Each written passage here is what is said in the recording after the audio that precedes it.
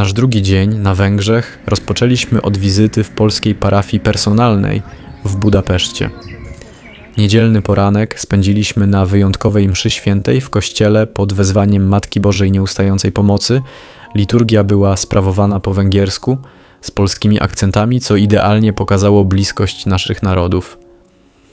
Było to zarazem nasze wzruszające pożegnanie z Budapesztem, bo zaraz po mszy ruszyliśmy w dalszą drogę, gotowi na kolejne węgierskie przygody.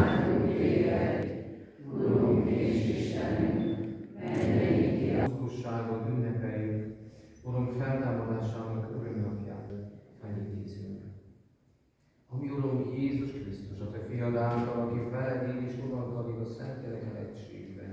Isten, Városában is hirdetni kezdte Krisztus. A nép hallva és látva a csodát. mert keresztények vagyunk, misére jöttünk, és ezt lehet mondani, hogy ez a feladat. Hogy akarunk Istent szeretni.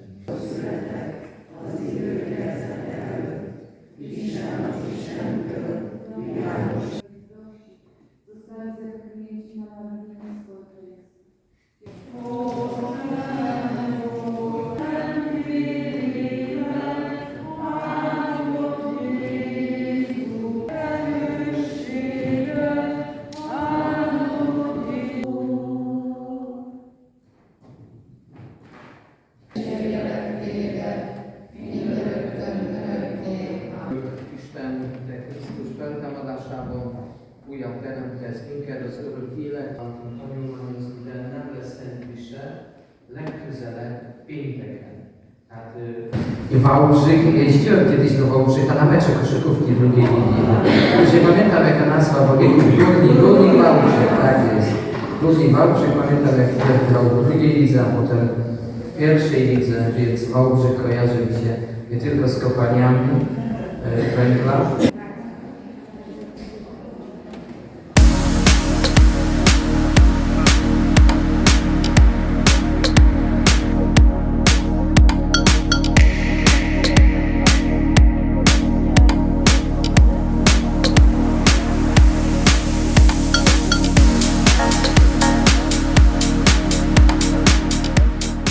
Żegnamy Budapeszt i przenosimy się 20 km na północ do malowniczego Szentendre.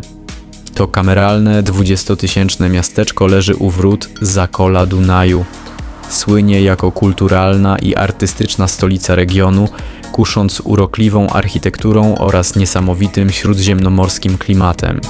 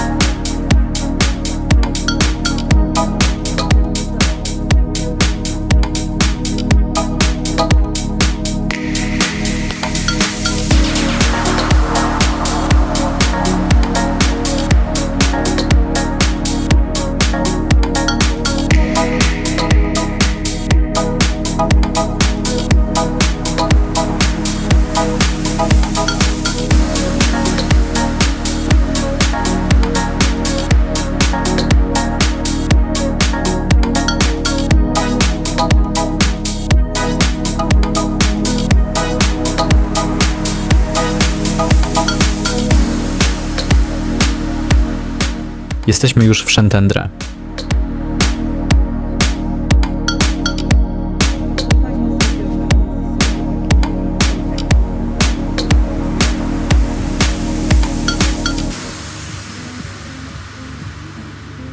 Kierujemy się w stronę rynku, chłonąc niesamowity klimat tutejszych uliczek. Są one niezwykle wąskie, strome i wybrukowane kocimi łbami, co od razu zmusza do niespiesznego spaceru. Wokół nas wyrasta niska, zwarta zabudowa. To urocze, kolorowe kamieniczki w stylu barokowym i rokokowym, które zawdzięczają swój wygląd dawnym kupcom serbskim i greckim. Z małych knajpek i ukrytych dziedzińców już od rana ulatniają się zapachy węgierskich klasyków, smażonych na głębokim tłuszczu langoszy z czosnkiem i śmietaną oraz słodkich pieczonych nad ogniem kołaczy, czyli kürtoskalac. To właśnie ta śródziemnomorska atmosfera przyciąga tu rzesze turystów. Najczęściej spotkamy tu samych mieszkańców Budapesztu, którzy uciekają ze stolicy na jednodniowy odpoczynek, a także poszukujących inspiracji artystów, zakochane pary i podróżników z całego świata, pragnących poczuć magię węgierskiej prowincji.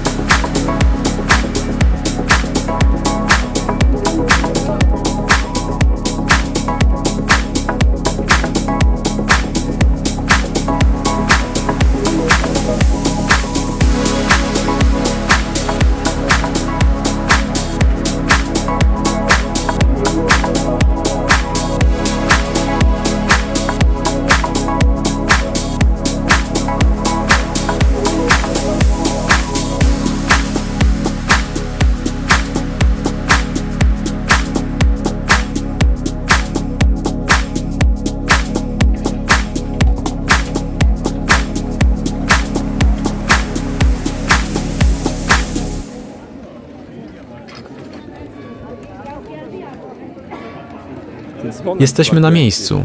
Główny rynek w Szentendre zachwyca od pierwszego wejrzenia. Od razu naszą uwagę przyciąga zabytkowa studnia z 1794 roku, z której wciąż można się napić świeżej wody. Tuż obok studni, w samym centrum rynku, wznosi się słynny XVIII krzyż zarazy, symbol wdzięczności dawnych kupców za ocalenie miasta. Plac otaczają bajecznie kolorowe XVIII-wieczne kamienice z charakterystycznymi spiczastymi dachami. To tutaj bije serce miasteczka, a tętniące życiem ogródki kawiarniane i grający na rogu uliczni muzycy tworzą klimat, od którego trudno się oderwać.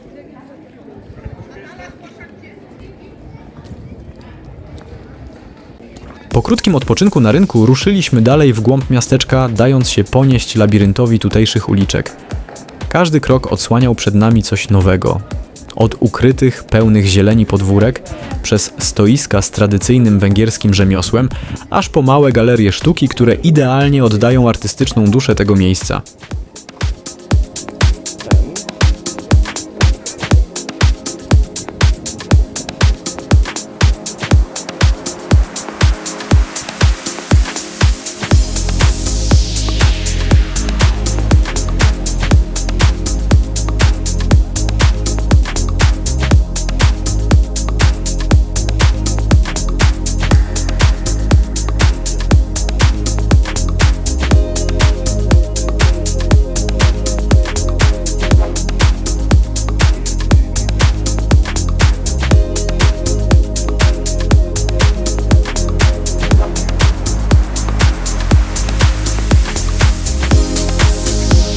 Okolice Budapesztu słyną z produkcji migdałów nadających się doskonale do wyrobu marcepanu.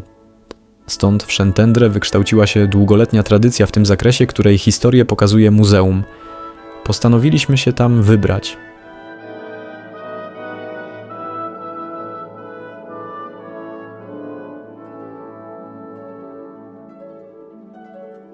Wkraczamy w świat, gdzie ograniczeniem jest tylko wyobraźnia, a wszystko wokół zrobiono z marcepanu. Witaj w jednym z najsłodszych muzeów na świecie. To tutaj rzemiosło spotyka się z czystą magią. Za tymi arcydziełami stoją setki godzin precyzyjnej pracy mistrzów cukiernictwa z legendarnej rodziny Szamos. To oni zamienili tradycyjną masę migdałową w prawdziwą sztukę.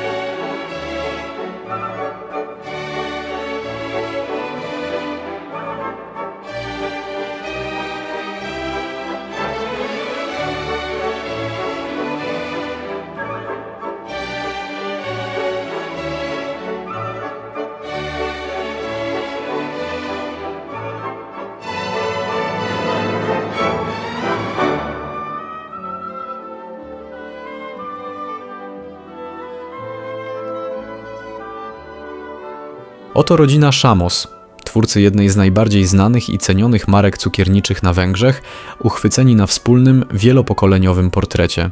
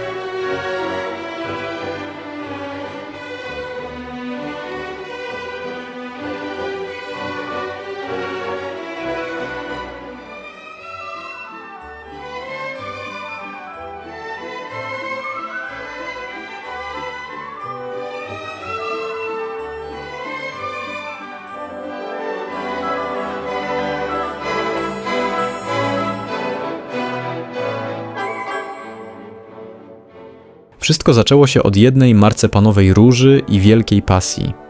Na początku lat 30. młody Matyjas Szamos poznał sekret tworzenia tych niezwykłych słodkości. Godzinami, w ciepłe letnie popołudnia, uczył się cierpliwości i kunsztu. Dziś Szamos to synonim węgierskiej tradycji cukierniczej.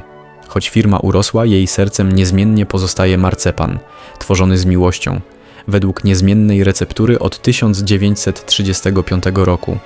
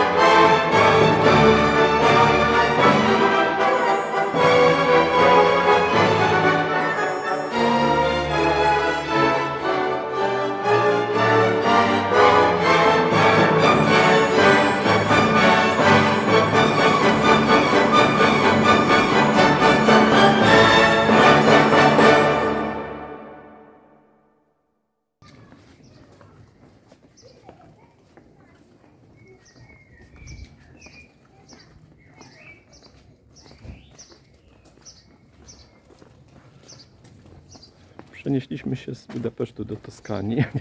Żartuję. O, i zażywamy promieni słońca. Wąskie korytarze uliczek doprowadziły nas w końcu nad sam brzeg Dunaju. Tutejsza promenada to zupełnie inne, spokojniejsze oblicze Szentendre.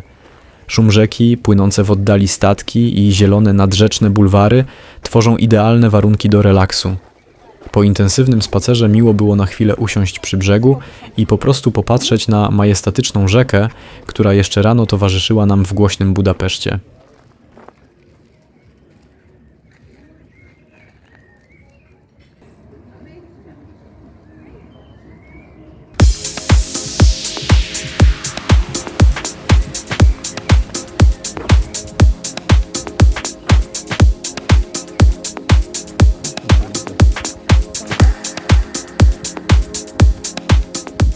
Z nadbrzeża Dunaju uciekamy na chwilę przed słońcem, skręcając w jedno z niezwykle klimatycznych wąskich przejść. Ta kamienna uliczka, ściśnięta między kolorową fasadą kamienicy, a wysokim murem tonącym w soczystej zieleni bluszczu, idealnie pokazuje baśniowy charakter Szentendre. Spacerując takimi zakamarkami, ma się wrażenie, że czas w tym miasteczku zupełnie się zatrzymał.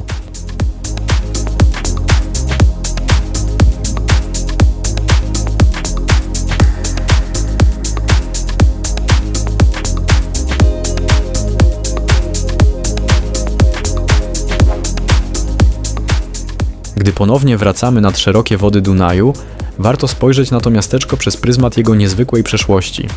Choć pierwsi osiedlili się tu Rzymianie, budując warownię obronną, to kluczowy dla dzisiejszego wyglądu Szentendre okazał się koniec XVII wieku.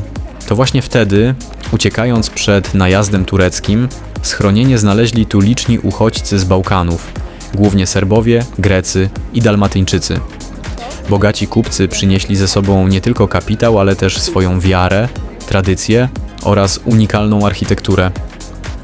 To temu niezwykłemu tyglowi kulturowemu zawdzięczamy obecny śródziemnomorski klimat miasteczka, które z czasem stało się też ukochaną Mekką artystów i malarzy.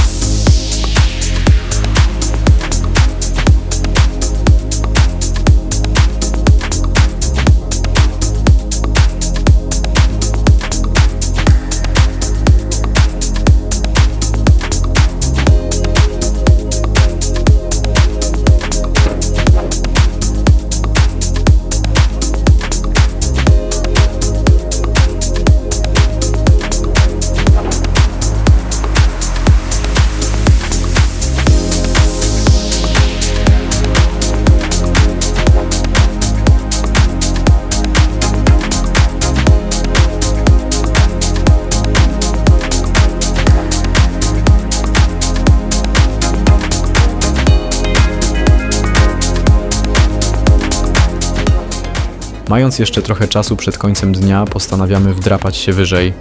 Wąskie schody i strome podejścia prowadzą nas na wzgórze zamkowe, wprost pod mury rzymskokatolickiego kościoła świętego Jana Chrzciciela. Zanim jednak tam dotarliśmy, naszą uwagę bez reszty skradły kolejne, malownicze zakątki ukryte na zboczach wzgórza. Mijaliśmy urokliwe kamieniczki z drewnianymi okiennicami i miniaturowe patia, w których czas dosłownie zatrzymał się w miejscu.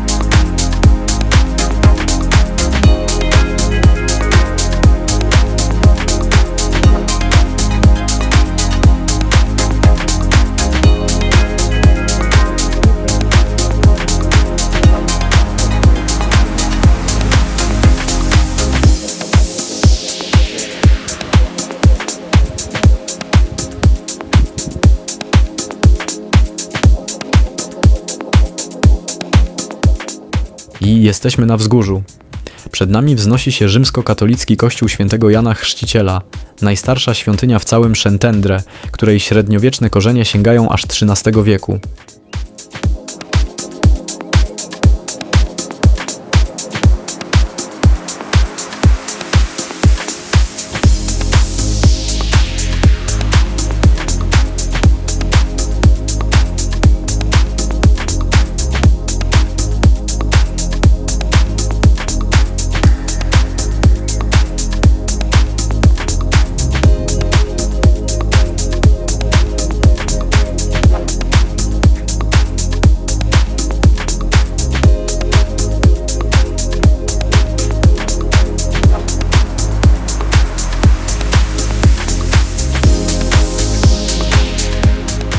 Niestety nie udało nam się wejść do świątyni.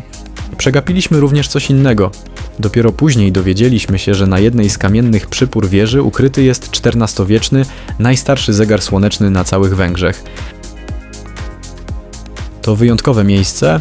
Nie dość, że świątynia jest najstarszym budynkiem w całym Szentendre, pamiętającym jeszcze XIII wiek, to ze wzgórza roztacza się najpiękniejsza panorama miasta. Widok na labirynt czerwonych dachów, strzeliste wieże kościołów i wijący się w dole Dunaj to idealne filmowe podsumowanie naszej wizyty w tym niezwykłym miejscu.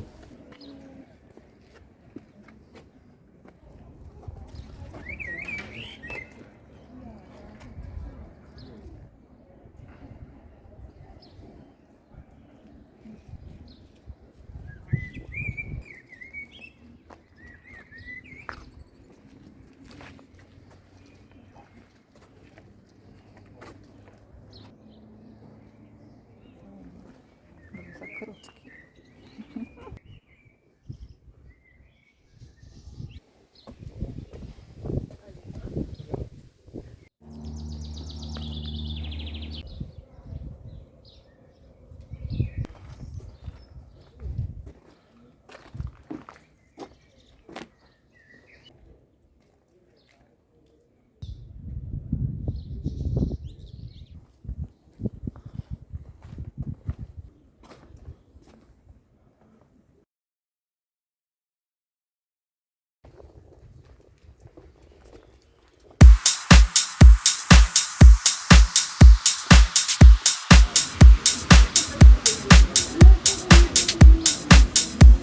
A jeszcze obrazek kultury.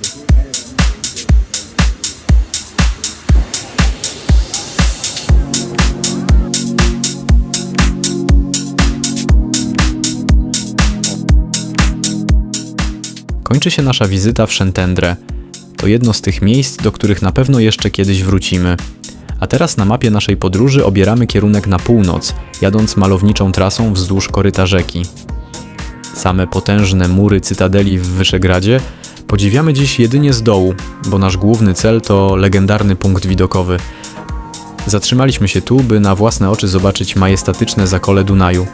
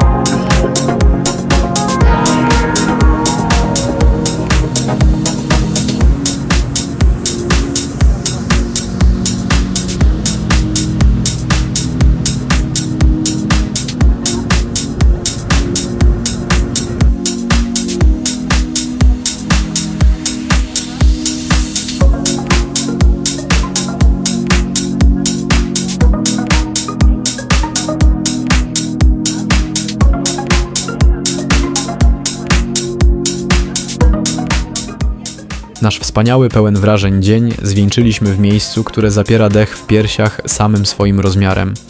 Dotarliśmy do Ostrzychomia, by stanąć u stóp monumentalnej bazyliki, absolutnie największej świątyni na całych Węgrzech.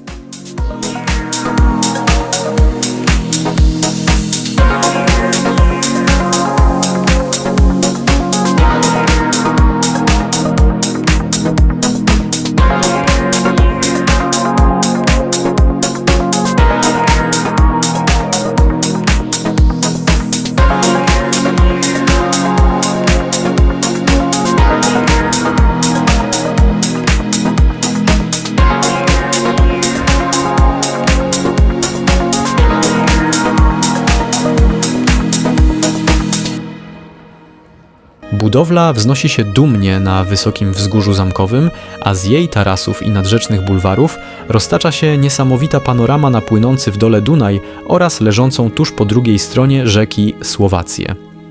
To potężne, architektoniczne arcydzieło było idealnym i niezwykle godnym pożegnaniem z tą częścią naszej węgierskiej wyprawy.